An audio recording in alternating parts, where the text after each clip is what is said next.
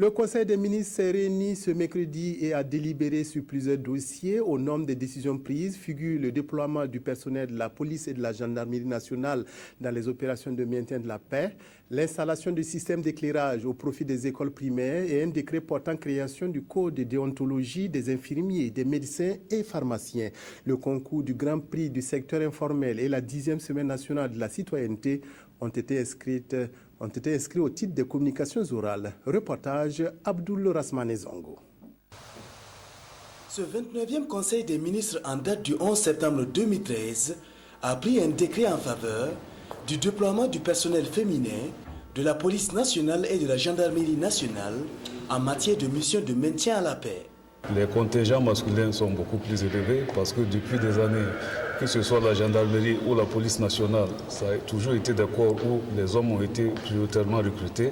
Et maintenant, nous avons des femmes qui aussi, des personnels féminins qui travaillent dans ces différents corps.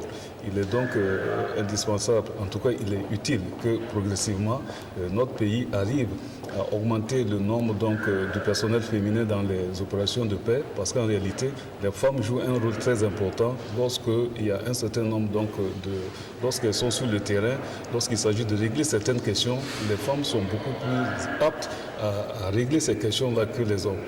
Des mesures sociales ont également été prises, dont la dotation des écoles primaires en kit d'éclairage solaire, un décret relatif au code de déontologie des infirmiers, des médecins et des pharmaciens. Les ministres concernés s'expliquent. Nous avons introduit surtout les kits qui sont des lampes pour alimenter l'éclairage au niveau des écoles. Et ça va concerner au niveau de ce programme 100 000 élèves qui vont vraiment bénéficier de cet éclairage-là pour améliorer bien sûr les conditions d'apprentissage. Il faut reconnaître que c'est une expérience que nous avons avec la Chine-Taïwan qui nous appuie dans le cadre de la coopération entre le Burkina et la Chine. Aujourd'hui, nous avons donc adopté 3 codes de déontologie, notamment concernant les médecins, concernant les pharmaciens et concernant les infirmiers et infirmières. Les 2 autres codes vont venir par la suite, celui des médecins, des chirurgiens dentistes et des sages-femmes qui sont en finalisation.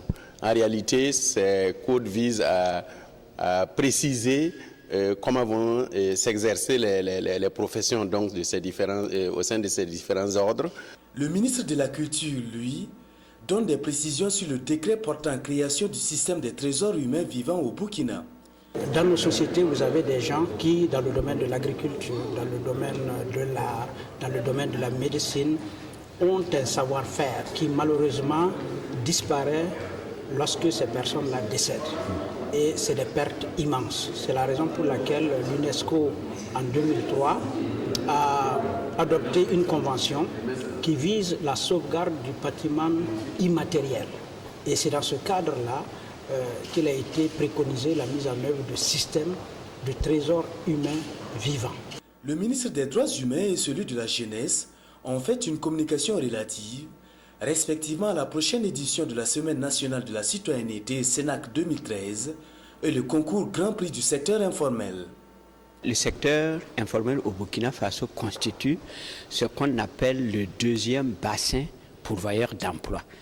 Donc vous voyez que c'est un secteur très très important après le secteur rural et il est de bon ton que les plus hautes autorités du pays marquent, en tout cas envoient un clin d'œil, n'est-ce pas, à ce secteur pourvoyeur d'emploi-là pour l'accompagner dans le sens d'aller dans un format beaucoup plus structuré et beaucoup plus organisé pour une meilleure contribution au développement socio-économique du Burkina Faso. Alors on en est à la 9e édition et plus de 1000 acteurs vont être touchés. Et cette année, la particularité, c'est que nous allons mener beaucoup d'activités à l'endroit des élèves, mais également à l'endroit du secteur informel. Et ces activités de sensibilisation et d'information vont concerner surtout la sécurité routière, vont également concerner le respect des biens publics, par exemple, et également les droits et les devoirs de citoyens de manière générale.